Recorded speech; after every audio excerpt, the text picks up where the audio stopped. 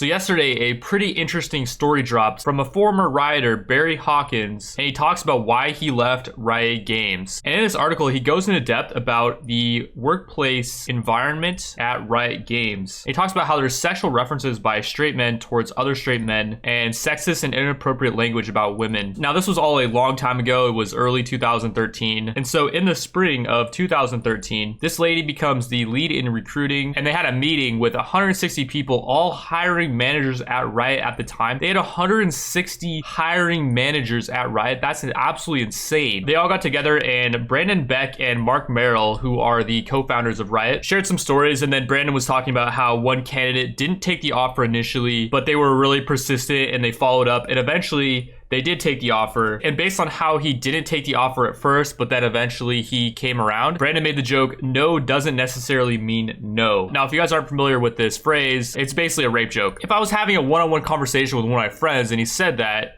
then I would just brush it off as like, like whatever, it's a joke. But he said this in front of 160 people as the co-founder of Riot Games. And then the new lead recruiter, Nancy, gives a recap of the day, and she has it on a slide, no doesn't necessarily mean no. So at this point now, there's a rape joke in the recruiting material. And as you can imagine, that would definitely upset some people. And so at this point, the guy writing the article makes an email to Brandon Beck. And by the way, this guy is not like some lower pleb at Riot. Like, this guy reports directly to Mark Merrill. And so basically said that people took the no doesn't necessarily mean no as a rape joke, which it obviously is. Like, everyone knows that it is. And once Nancy put it into the recruiting material, it was kind of a problem, because when people are looking at that and they see no doesn't mean no, people could construe it as Riot supports rape, or at least they don't take the subject very seriously. And then he gets an invite to Riot Voice and Sense of Humor meeting. And some of the people that will be there are Mark Merrill, Brandon Beck, the head of communications, and the head of legal. And so the meeting starts where he's asked to tell what he think happened. And he talks about the no doesn't mean no thing. And he referred to the slogan as a rape joke. And this is where it starts to get weird. So Brandon pulls up a picture of a t-shirt, which I believe looked like this. And Brandon asks him what he thinks about it. And he says he doesn't think it was appropriate, which, I mean, let's be real. Like, I don't really know if anywhere is a correct environment for this shirt. And so after this meeting, Brandon ends up feeling like the author of the article thought he condoned rape. And obviously he doesn't condone it. But the main issue is that it's being marginalized by someone who's a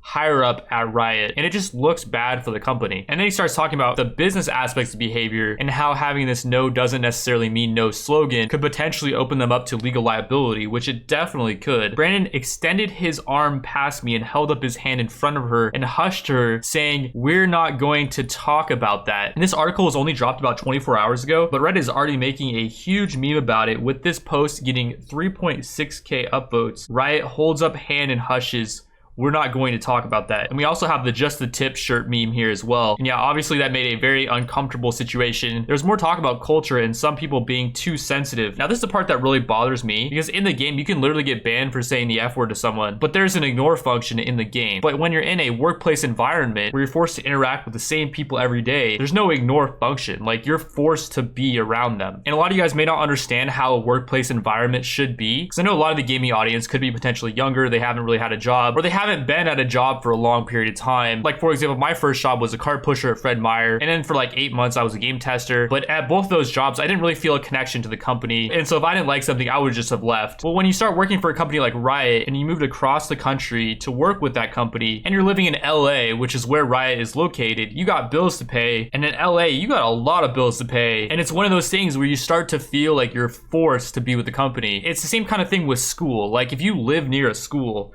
you're pretty much forced to go to that school. In the last year of high school, I moved, so I changed schools. And this was me in school. I had a massive afro. And there was this kid who was like the head of the football team, and he would always call me a Jew because of my afro. He'd be like, "Oh, you have a Jew fro." And the thing that was weird is, like, he wasn't really my friend. Like, he was just a person in my English class who outside of class I didn't talk to. And I was just kind of forced to be in the class with him. Like, I didn't really have an option. And it got to a point where it was so bad that he started making like Holocaust jokes around me. And it wasn't just like he was just saying it to me. He was sitting pretty far behind me. So when he would say it, pretty much half the class would hear it. And it started to make me feel like, what if other people around me were Jewish? That could emotionally like disturb some people. And the thing was, I couldn't like talk to the teacher about it, because if I talked to the teacher about it, like, this guy's head of the football team, and like, I was afraid that if I said anything, he was gonna jump me or something. I don't know what's gonna happen. So, and eventually it started making it really hard for me to even focus in the class because of how this kid was behaving. And it just made me kind of feel for these people. Like, when you're in an environment where you're kind of forced to be there, the stuff like rape jokes, it may not seem like a big deal to someone who jokes about that stuff with their friends, but these people aren't their friends. Like, they're forced to be with them, they're forced to interact with them, and a lot of them are women. And like, you just don't joke about that stuff with girls where they're kind of forced to listen to it and they're forced to be around it. It definitely makes for a really toxic environment. It's like, imagine queuing up for solo queue and getting the most toxic teammates, but then imagine every time you queue up, you get the same exact toxic teammates on your team every single day. Like, you can really imagine how that could wear on people over time. And so after the meeting, he started to feel very alone and unsafe at work. And so in 2014, he just left and didn't really make much of a statement as to why. But then this article, Inside the Culture of Sexism at Riot Games, dropped about 3 weeks ago, and it brought up some old feelings with him, and people thought he was a source to the article, and how he paid a steep price for speaking up, which pretty much ended up being he had to find a new job. And he talks about how Riot still has an environment where women are made to feel unsafe and can be treated in awful ways with no consequence. And in this article, they interviewed current and former Riot employees, most of which spoke anonymously because they feared for their future in the games industry, or they were concerned about the fan base retaliating against them for speaking out, which personally I could definitely see. Like, it's not very fun being chased by an angry Reddit mob, I know from personal experience. And they paint a picture of Riot being a place where women are treated unfairly, where the company's culture puts female employees at a disadvantage. Riot focuses on finding what the company calls core gamers, but then it says it doesn't define core gamers as MOBA players, which is completely true. I don't even think Riot's balancing team plays the game. At the end of the day, it's a professional setting with a company worth billions of dollars, and yeah, anyone can make rape jokes, but when you're in a position of authority, aka Brandon Beck, the head of Riot Games, you just cannot be doing stuff like that. And so honestly, it's no surprise that an article like this comes out. And I think the main thing that bothers me is how hypocritical it is. When you're in a solo queue game, you make a joke to someone, or you call them like an effing dumb A for doing a bad play, you can get banned for that, even though there's an ignore function, even though you're probably never going to get matched with the same person again unless you're playing a really high elo. And we're just having real interactions with real people, and that's kind of what makes the game fun. But in the workplace, it's completely different. And the fact that there's stories like these about people having these interactions at Riot is just pretty upsetting. It just makes me feel like Brandon Beck and Mark Merrill is not only not in touch with their own work environment, they're just not in touch with the community in general. And it leads me to this next article I want to talk about, which is how Riot doesn't have anything like Dota's TI Battle Pass. If you guys are not familiar with Dota's Battle Pass, basically you buy it for like 10 or 15 bucks, and it opens up a lot of events and stuff where you can unlock skins in the game, a lot of exclusive skins that you can only unlock through the Battle Pass. Like, for example, when I was playing Dota, I mained Broodmother. There's this really cool skin effect for Broodmother's abdomen, and it had these little spiders crawling across it. They were glowy and just a really flashy skin in general. And the way you unlock these skins is you played games, and there were certain quests you could do, like win a game with a certain hero, you get points for doing that. Do a certain amount of damage in a game, you get points for doing that as well. And in general, it was a really cool event. Like, even though I mained League of Legends at the time, I would still want to play Dota to unlock the Brood skin. And it ended up generating $100 million, and 75% of that went to Valve, but they put 25% of that into their professional prize pool. And I think it's obviously a really good idea, and Riot just won't implement it, and it really doesn't make sense as to why. And then we got the dank meme player base, please take our money. Riot holds up hand and hushes, we're not going to talk about that. You don't like my shirt? Having a battle pass would require some sort of infrastructure to sustain it, such as a functioning client to watch games or something along those lines. That's just too much to ask of a small indie company with a mere 2,500 employees. Like in Dota, the client has a system where you can actually watch pro games while they're happening in the client while you're in queue. You can see when your queue pops, you can just exit the game. Like, Dota's client is just so much better than League's client. Now, why is League still crushing Dota? I think the main two issues are Dota's lack of being able to queue for a specific role, Dota's games lasting just way too long, and Dota's reporting system, which is actually worse than League's. If you get reported too often by your teammates, you end up going to low priority, and you get like an automated 6-month ban if you get reported too much. Like, what it encourages people to do is just go with a hive mind mentality, and if you step out of the hive mind, you end up getting banned from the game, which is kind of what happened to me. But if they did fix some of those issues, I feel like Dota's balancing team is just years past Riot's balancing team, and I think heroes in Dota are just much more interesting than the champs in League. I think mainly because each hero in Dota has its own specific niche, whereas in League, a lot of champions are just better in every way than other champions. Like, for example, compare Singed to like literally every other tank. Like, Singed just completely outclasses most tanks in like every situation and really has no counter. Whereas in Dota, there's strong tanks like Timbersaw, but he has strong counters like OD and Lifestealer. So yeah, I think Dota in general is more interesting, but I think there's a lot of infrastructure problems with Dota that make the game just completely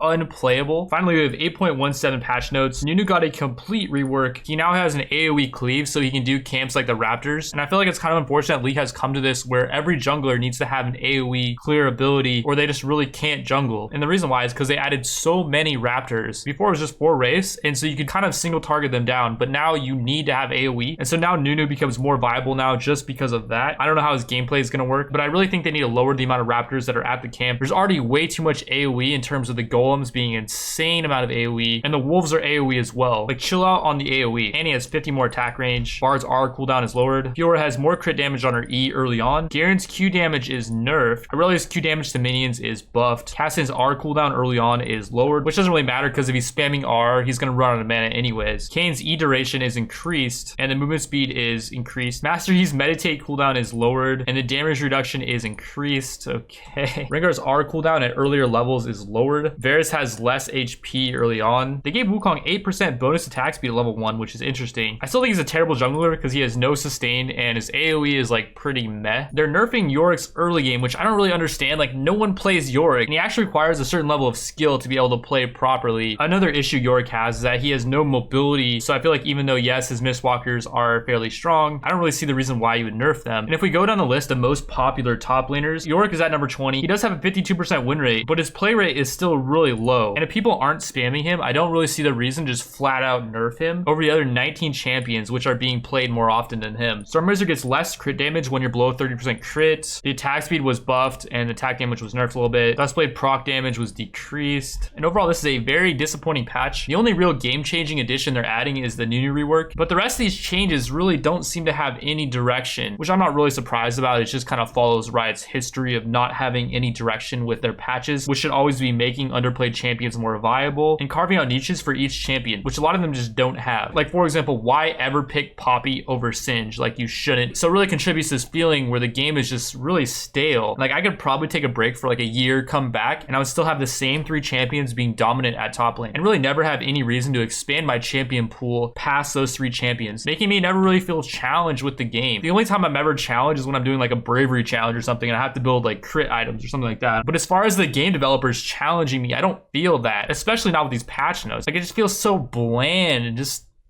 anyways, that's all I got for you guys today. I'm restarting my Mountain Blade series on this channel, and I was streaming it as well at twitch.tv/3man. Basically, I'm trying to beat this mod called Prophecy of Pendor, and I'm trying to do it in a relatively short period of time. And by beat, I mean I'm trying to conquer the entire map, which is going to be really hard to do. I don't know if I can do it, but yeah, that's what I'm doing right now. I was doing a League series, but I want to restart that and kind of rethink how I want to do it, because climbing up just playing champions I'm really comfortable with does not seem like a very interesting series, so I'm definitely have to rethink what I'm going to do with that. And yeah, that's all I got for you guys today. I will see you guys in the next one. Peace.